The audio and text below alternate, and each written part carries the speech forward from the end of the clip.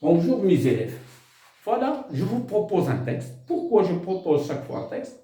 Si vous arrivez à transformer ce texte au futur, il sera très facile de transformer une seule phrase.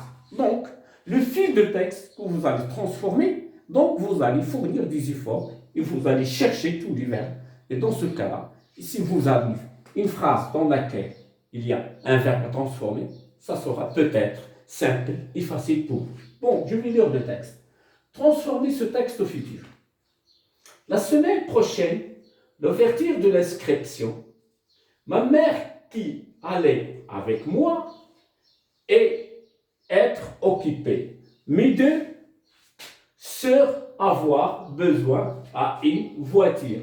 Mes deux frères ne peuvent pas être ici avec nous, sauf mon père qui est là avec mon oncle.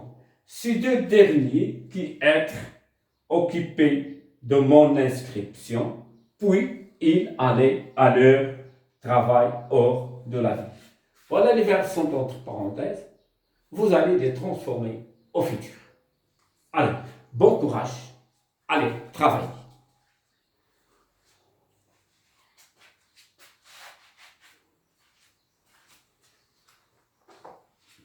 Bon, maintenant on passe à la phase de la correction.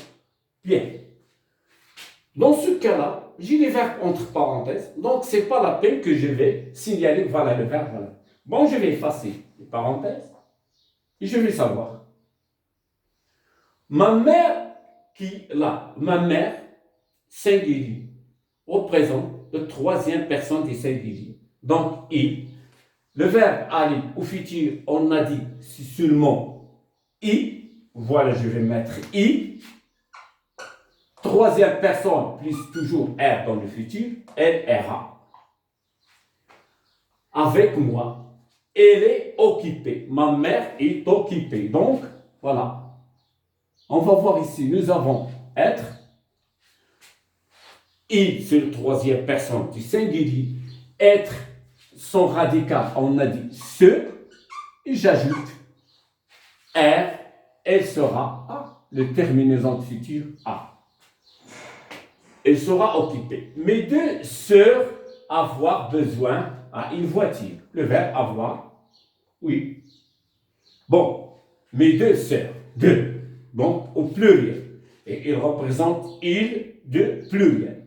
Bon, nous avons aussi le verbe avoir. Le radical, le verbe avoir au futur sur O. J'ajoute R, I, le terminaison ONT. C'est pas ONT. Voilà. Mes deux frères ne pas être ici. Voilà, j'ai le verbe être. Je sais son radical, c'est SER, donc, et j'ai la négation. Et le verbe toujours est encadré par la négation. Ne, se, R, plus ONT, puisqu'il représente la troisième personne du singulier, plus pas. Voilà, toujours le verbe est encadré par la négation. Ils ne seront pas ici, sauf mon père qui être là. Le verbe être, son radical, SE plus R, troisième personne du singulier, sera là avec mon oncle. Ces deux derniers, donc c'est le pluriel de être, donc être, toujours être, S-E-R, 2 au pluriel, donc O-N, qui seront occupés de mon inscription, puis ils, les deux, et au pluriel, troisième personne. Le verbe aller, c'est I, et je vais ajouter R et ONT. Ils iront à leur travail hors de la vie. Donc, à chaque fois, je sais, le verbe être, sœur, le verbe avoir, or, et le verbe aller égale R. Je vais écrire ici. Donc, être SE, avoir O, aller I. Et je vais ajouter, qu'est-ce que je vais ajouter? Je vais ajouter R, R, R, c'est le signe du futur. J'espère que vous avez bien compris cette leçon. On se rencontrera dans des autres leçons de la conjugaison qui concerne le présent divers et usuel.